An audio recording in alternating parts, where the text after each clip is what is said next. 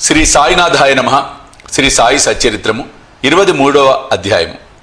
ప్రస్తావన: యోగము ఉల్లిపాయ, పాముకాటు నుండి శ్యామాను కాపాడుట, కలరా రోగము, గురుభక్తిని పరీక్షించుట. ప్రస్తావన: నిజముగా ఈ జీవుడు త్రిగుణములకు అనగా సత్వ రజోస్తమో గుణములకు అతీతుడు. కాని మాయచే కప్పబడి వాని నైజముకు సచ్చితానందమును మరచుచు తాను శరీరం అనుకొనుచు అట్టి భావనతో తానే చేయువాడు అనుభవించువాడు అని అనుకొనుచు లెక్కలేని బాధలలో చిక్కుకొనుచు విముక్తి కాంచలేకున్నాడు. విమోచనమునకు మార్గం ఒక్కటే కలదు. అది గురుని పాదములు యందు ప్రేమమయమగు భక్తి. గొప్ప నటుడగు సాయి తన భక్తులను వినోదింపచేసి వారిని తమ నైజములోనికి మార్చెదరు. ఇంతకు పూర్వం చెప్పిన కారణములచే మేము సాయిని భగవంతుని అవతారముగా ఎన్నుచున్నాము. కానీ వారెల్లప్పుడూ తాను భగవంతుని సేవకుడునని చెప్పేవారు. వారు అవతార పురుషులు అయినప్పటికీ ఇతరులు సంతృప్తికరంగా ఎట్లు ప్రవర్తింపవలనో చూపుచుండేవారు. ఆయా వర్ణాశ్రమములకు విధించబడిన కర్మలను ఎట్లు నెరవేర్చునో తెలిపేవారు. ఇతరులతో ఏ విషయములలోనూ పోటీ పడేవారు కారు. తన కోరిక ఏమైనా చేయమని ఇతరులను కోరేవారు కారు. సమస్త చేతన అచేతనములందు భగవంతుని చూడగలిగిన బాబాకు వినయశీలమే ఉచితం కదా. ఎవరిని నిరాదరించుట కాని అవమానించుట కాని వారు ఎరగరు. సమస్త జీవులలో వారు నారాయణుని గాంచుచుండేవారు. నేను భగవంతుడిని వారెన్నడూ అనలేదు. భగవంతుని విధేయ సేవకుడునని వారు చెప్పేవారు. భగవంతుని ఎల్లప్పుడూ తలుచువారు. ఎప్పుడు అల్లా మాలిక్ అనగా భగవంతుడే సర్వాధికారి అనుచుండేవారు. మేము ఇతర యోగులను ఎరుగము. వారెట్లు ప్రవర్తించరో, ఏమి చేసేదరో, ఎట్లు తినదరో తెలియదు. భగవంతుని కటాక్షంతో అవతరించి అజ్ఞానులకు బద్ధజీవులకు విమోచనము కలుగజేసేదని మాత్రమే ఎరుగుదుము. మన పుణ్యం ఏదైనా ఉన్నచో మహాత్ముల కథలను లీలలను వినుటకు కుతూహలము కలుగును. లేనిచో అట్లు జరగదు. ఇక ఈ అధ్యాయంలోని కథలను చూచేదము. యోగము ఉల్లిపాయ. ఒకనాడు యోగాభ్యాసం చేయు సాధకుడు నానాసాహెబ్ చందోర్కర్తో కలిసి షిరిడి వచ్చెను. అతను యోగ శాస్త్రమునకు సంబంధించిన గ్రంథములన్నీ చదివెను. తుదకు పతంజలి యోగ సూత్రములు కూడా చదివెను. కానీ అనుభవం ఏమీ లేకుండెను. అతడు మనసును కేంద్రీకరించి సమాధి స్థితిలో కొంచెం సేపైనా ఉండలేకుండెను. సాయిబాబా తన ఎడ ప్రసన్నుడైనచో చాలాసేపు సమాధిలో ఉండుట నేర్పెదరని అతడు అనుకొనెను. ఈ లక్ష్యంతో అతడు షిరిడి వచ్చెను. అతడు మసీదుకు పోయి చూచేసరికి బాబా ఉల్లిపాయతో రొట్టె తినిచుండ్రి. దీనిని చూడగానే అతని మనసును ఒక ఆలోచన మెదిలెను. రుచిలేని రొట్టెను పచ్చి ఉల్లిపాయతో తినువాడు నా కష్టములను ఎట్లు తీర్చగలడు, నన్నెట్లు ఉద్ధరించగలడు? సాయిబాబా అతని మనసును మెదలిన ఆలోచనలు గ్రహించి నానాసాహెబ్తో ఇట్లనెను. నానా, ఎవరైతే ఉల్లిని జీర్ణించుకొను శక్తి కలదో వారే దానిని తినవలెను. ఇది విని యోగి ఆశ్చర్యపడెను. వెంటనే బాబా పాదములపై పడి సర్వస్వ శరణాగతి చేసెను. స్వచ్ఛమైన మనసుతో తన కష్టములు తెలిపి ప్రత్యుత్తరములను బడిసెను. ఇట్లు సంతృప్తి చెంది ఆనందించువాడై బాబా ఊది ప్రసాదంతో ఆశీర్వచనములతో షిరిడి విడిచెను. పాముకాటు నుండి శ్యామాను కాపాడుట. ఈ కథను ప్రారంభించక పూర్వము హేమాడ్ పంత్ జీవుని పంజరములో ఉన్న రామచిలుకతో సరిపోల్చవచ్చు అనిది. రెండును బంధింపబడియే ఉన్నవి. ఒకటి శరీరములో, రెండోది పంజరములో. రెండును తమ ప్రస్తుత స్థితియే బాగున్నది అనుకొనుచున్నవి. సహాయకుడు వచ్చి వానిని బంధముల నుండి తప్పించగానే వానికి నిజం తెలియను. భగవత్ కటాక్షంచే గురువు వచ్చి వారి కండ్లను తెరిపించి బంధ విముక్తులను చేసినప్పుడు వారి దృష్టి అన్నిటికంటే గొప్ప స్థితి వైపు పోవును. అప్పుడే గతించిన జీవితం కంటే రానున్నది గొప్పది అని గ్రహింతురు. గత అధ్యాయంలో మిరీకర్కు రానున్న అపాయంను కనిపెట్టి దాని నుండి అతనిని తప్పించిన కథ వింటిరి. అంతకంటే ఘనముగు కథనిచ్చట వినెదరు. ఒకనాడు శ్యామాను విషసర్పం కరిచెను. అతని చిటికెన వేలుకు పాము కరచొడిచే శరీరంలోకి విషము వ్యాపించెను. బాధ ఎక్కువగా ఉండెను.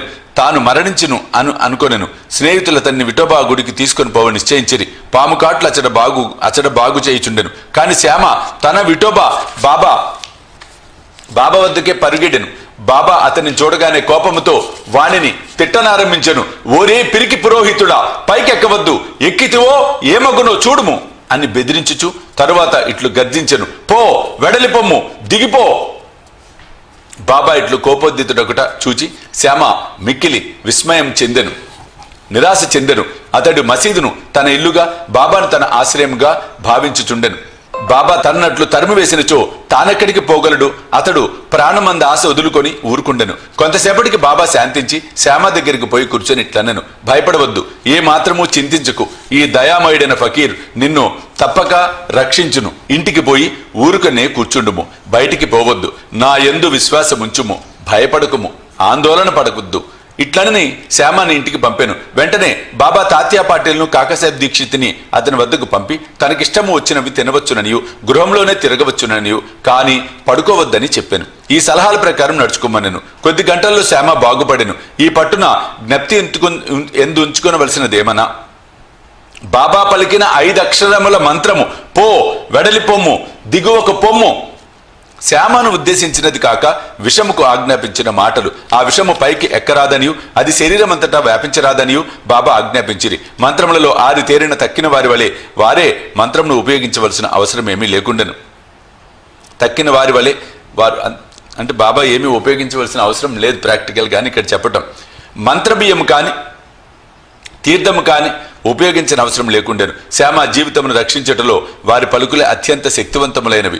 ఎవరైనా ఈ కథను గాని ఇంకా ఇతర కథలు గాని వినినచో బాబా పాదముల యందు స్థిరమైన నమ్మకము కలుగును. మాయ అను మహాసముద్రమును దాటుటకు బాబా పాదములను హృదయములలో ధ్యానించవలెను. కలరా రోగము. ఒకప్పుడు సిరిడిలో కలరా భయంకరంగా చెలరేగుచుండెను. గ్రామవాసులు మిక్కిలి భయపడిరి. వారి ఇతరులతో రాకపోకలు మానిరి. గ్రామములో పంచాయతీ వారు సభ చేసి 2 అత్యవసరమైన నియమములు చేసి కలరా నిర్మూలించ ప్రయత్నించిరి. అవి ఏమన్నా, 1 కట్టబండ్లను గ్రామంలోకి రానియకూడదు, మేకను గ్రామంలో నరకరాదు. ఎవరైనా దీనిని ధిక్కరించినచో వారికి జరిమానా వేయవలెనని తీర్మానించిరి. బాబాకి ఇదంతా ఒట్టి చాదస్తమని తెలియను కాబట్టి బాబా ఆ చట్టములను లక్ష్యపెట్టలేదు. ఆ సమయంలో కట్టెల బండ్లు ఒకటి ఊరిలోకి ప్రవేశించుచుండెను. ఊరిలో కట్టెలకు కరువు ఉన్నదని అందరికీ తెలియను.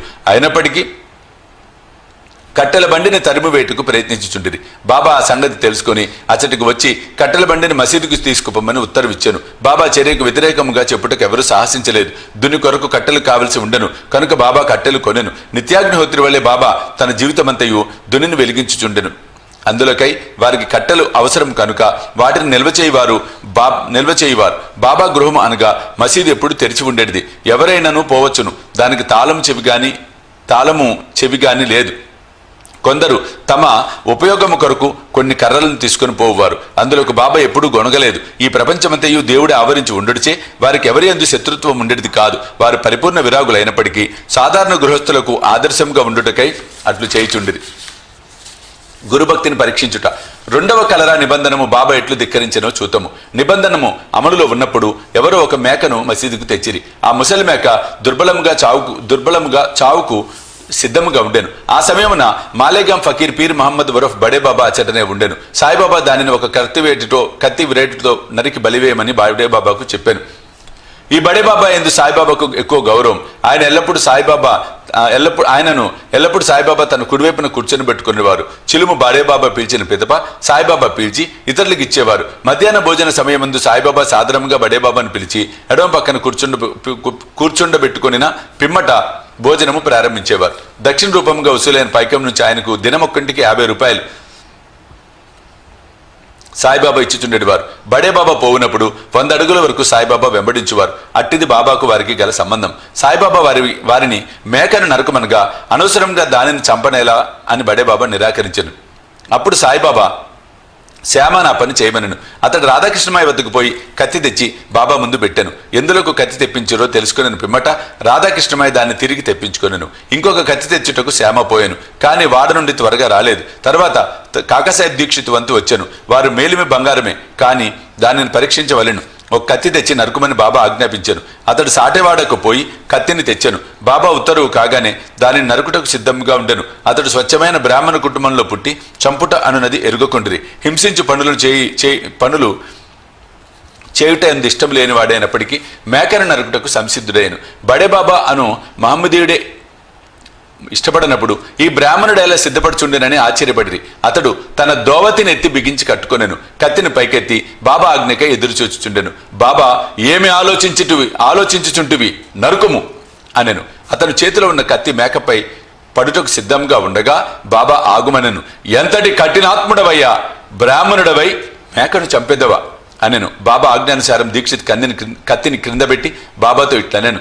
నీ అమృతమొగ్గ వంటి నీ అమృతం వంటి పలుకులే మాకు చట్టము, మాకింకొక చట్టం ఏమీ లేదు. నిన్నే ఎల్లప్పుడూ జ్ఞప్తించుకొనిదము. నీ రూపమును ధ్యానించుచు రాత్రింబవళ్ళు నీ ఆజ్ఞలు పాటింతుము. అది ఉచితమా కాదా అనున్నది మాకు తెలియదు. దానిని మేము విచారించము. అది సరైనదా కాదా అని వాదించము, తర్కించము. గురువు ఆజ్ఞ అక్షరాల పాటించుటయే మా విధి, మా ధర్మము. బాబా తామే మేకను చంపి బలివేయమని చెప్పిరి. మేకను తక్యా అను చోట చంపుటకు నిశ్చయించిరి. ఇతరులు ఇది ఫకీరులు కూర్చొని స్థలము, అచ్చడి దాన్ని తీసుకుపోనప్పుడు మార్గ మధ్యమున అది ప్రాణములను విడిచెను. శిష్యులు ఎన్ని రకములో చెప్పుచు ఈ అధ్యాయమున హేమాడ్ పంత్ ముగించుచున్నారు. శిష్యులు 3 రకములు: ఉత్తములు, మధ్యములు, సాధారణులు. గురువులకు ఏమి కావాలనో గుర్తించి వెంటనే వారు ఆజ్ఞాపించక పూర్వమే దాన్ని నెరవేర్చేవారు ఉత్తమ శిష్యులు. గురువుని ఆజ్ఞానుసారము ఆలసింపక అక్షరాలా నెరవేర్చేవారు మధ్యములు. 3వ రకము వారు అడుగడుగునకు తప్పులు చేచు గురువు ఆజ్ఞను వాయిదా వేసెదరు. శిష్యులకు దృఢమైన నమ్మకం ఉండవలను. తోడుగా బుద్ధి కుశలత ఓరిమి ఉన్నచో అట్టి వారికి ఆధ్యాత్మిక పరమావధి దూరం కాదు. ఉచ్ఛ్వాస నిశ్వాసములు బంధించుట గాని, హఠయోగము గాని, ఇతర కఠినమైన సాధనములన్నీ అనవసరం. పైన చెప్పిన గుణములను అలవర్చుకున్నచో వారు ఉత్తరోత్తర ఉపదేశములకు అర్హులగుదురు. అప్పుడు గురువు తటస్థించి జీవిత పరమావధిని పొందించుటకై ఆధ్యాత్మిక మార్గమున నడిపించుదురు. వచ్చే అధ్యాయంలో బాబా యొక్క హాస్యము, చమత్కారముల గురించి చెప్పుకుందాము. 23వ అధ్యాయం సంపూర్ణము. సద్గురు శ్రీ సాయినాథ్ అర్పణమస్తు. శుభం భవతు.